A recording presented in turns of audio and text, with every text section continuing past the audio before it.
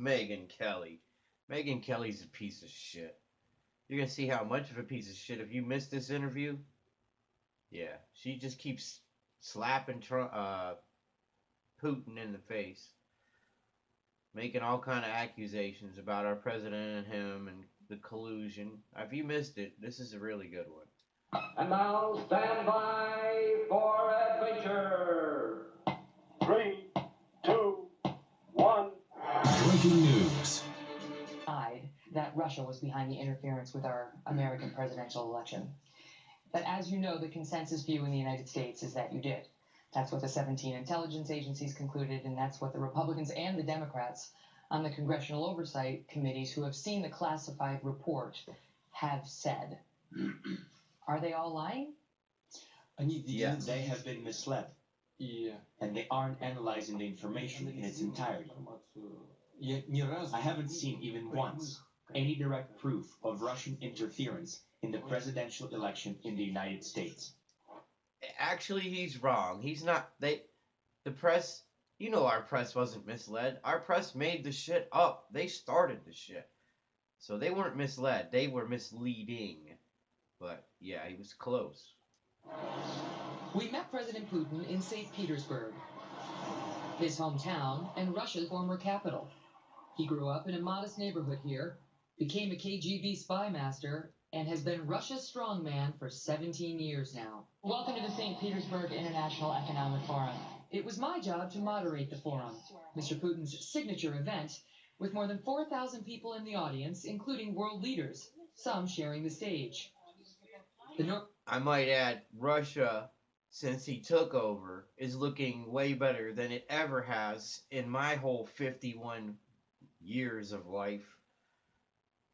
Normally wonkish gathering quickly became heated when I asked President Putin about Russia's attempts to hack the 2016 election. What the experts say is that this couldn't have been faked, that it's 100 factors that point to Russia. They say it's the forensics, it's the digital fingerprints, it's the IP addresses, the malware, the encryption keys, the specific pieces of code, that all of them point to Russia, and none of them points to anyone other than Russia. What fingerprints, or hoof prints, or horn prints? What are you talking about? IP addresses. They can be invented, There are a lot of specialists who can even make it so it comes from your home IP address, as if your 3-year-old daughter carried out the attack.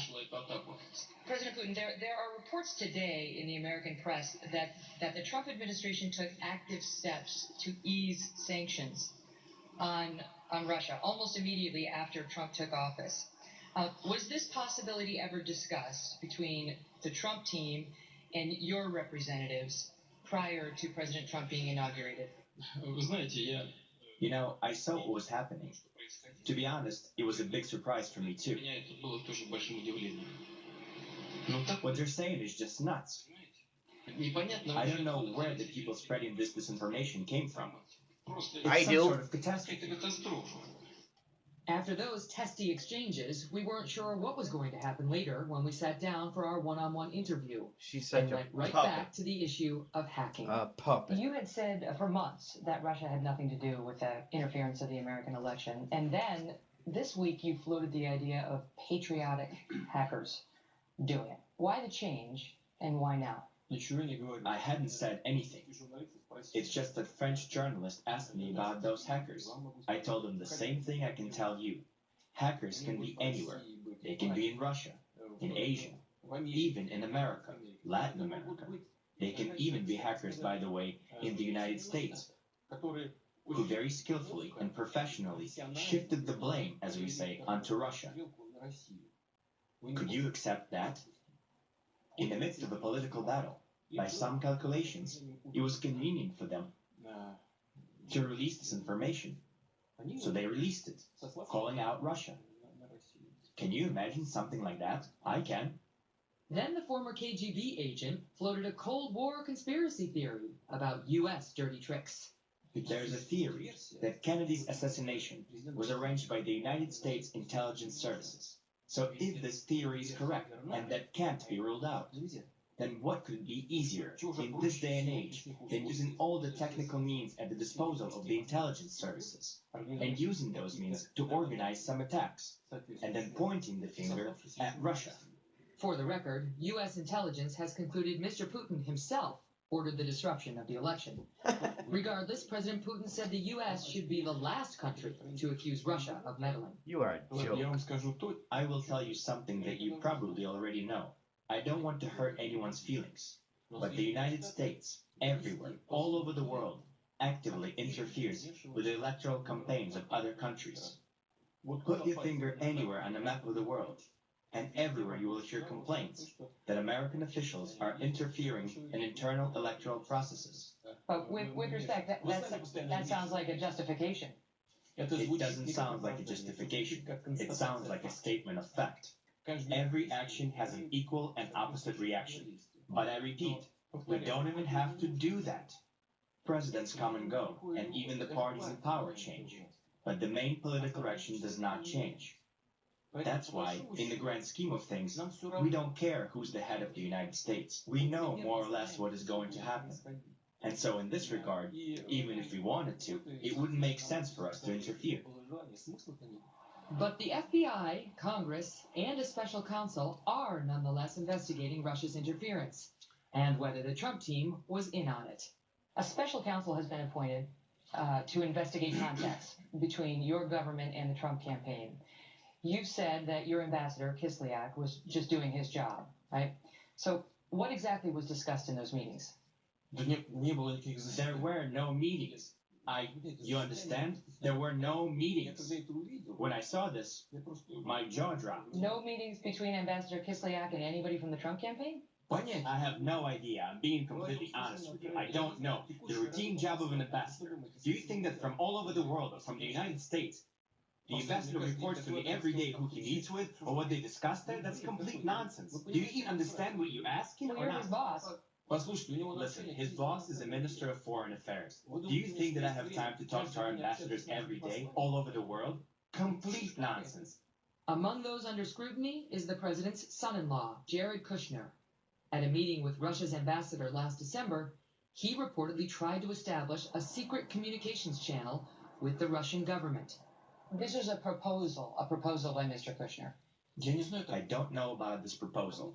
No proposal like that came to me. Mr. President, did Jerry try to set up a pattern mail to the Russians? Have you gone back to speak with the ambassador about what was in those discussions he had with Jared Kushner, with anybody else from the Trump campaign? No. Never? No, I haven't. Aren't you interested? No, because had there been anything significant, he would have reported it to the minister. The minister would have reported it to me. There weren't even any reports. There's nothing to even talk about. There wasn't even any kind of specific discussion about sanctions or anything else. For me, this is just amazing. You created a sensation out of nothing.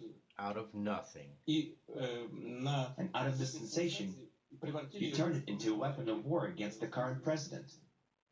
Well, this is, you people are so creative over there. Good job. Your lives must be boring. Michael Flynn hasn't had a boring life. In 2015, he attended an event with President Putin in Moscow. He was later hired, and then fired, as President Trump's national security advisor, and is now being investigated for his Russian connections.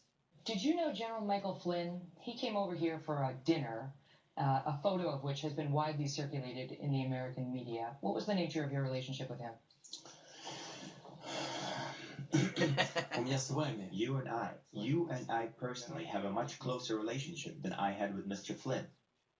You and I met yesterday evening. You and I have been working together all day today, and now we're meeting again. When I came to the event for our company, Russia Today, and sat down at the table, next to me there was a gentleman sitting on one side. I made my speech, then we talked about some other stuff, and I got up and left. And then afterwards I was told, there was an American gentleman, he was involved in some things. He used to be in the intelligence services. That's it. I didn't even really talk to him. That's the extent of my acquaintance with Mr. Flynn. But what about his relationship with President Trump? I would get along with Russia, and I'll get along with Putin. And he's not going to make us look bad anymore. But we're going to get along. There have been questions in America about Donald Trump's finances. He hasn't released his tax returns. There have been questions about this secret Russian dossier, which he says is fake. Oh my God. But which purports to have blackmail information in it generated by the Russians. There have been questions about the communications between the Kremlin and the Trump campaign, all of which has Americans asking, do you have something damaging on our president? One thing about the tax returns, not one person that has asked for Trump's tax returns has shown their own tax returns. Let me see your tax returns. Put your shit out there.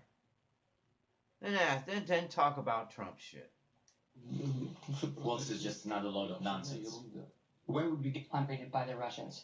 There have been questions about the communications between the Kremlin and the Trump campaign, all of which has Americans asking, do you have something damaging on our president? Well, this is just another load of nonsense. Where would we get this information from? Why, did we have some special relationship with him? We didn't have any relationship at all. There was a time when he used to come to Moscow, but I never met with him. We have a lot of Americans who visit us. Right now, I think we have representatives from 100 American companies that have come to Russia. Do you think we're gathering compromising information on all of them right now or something? Have you all lost your senses over there? Virtually every person. Toward the end of our conversation, we moved away from the election controversy to Good President Putin's idea. reputation for repression. Because you Many really Americans look like hear a the name chump. Vladimir Putin, and they think he runs a country full of corruption, a country in which journalists who are too critical could wind up murdered, So a she's country in slapping which him again. dissidents could wind What a up in bitch. jail or worse. To people who believe that, what is your message? I want to say that Russia is developing along a democratic path. That is certain. And no one should have any doubt about that. Why do you feel you have the right to ask us these kinds of questions and do it all of the time, to moralize and to give us lessons on how to live? Yeah, I tell you, since he took over, Russia's never looked better in my 51 years of my life. I mean, I pay attention to world events, and I tell you what, Russia's never looked better. We're ready to listen to comments when it's done constructively, with the goal of establishing a relationship, creating a common environment. But we will absolutely not accept when these sorts of things are used as an instrument of political conflict. I want everyone to know that. That's our message. That's it. Coming up.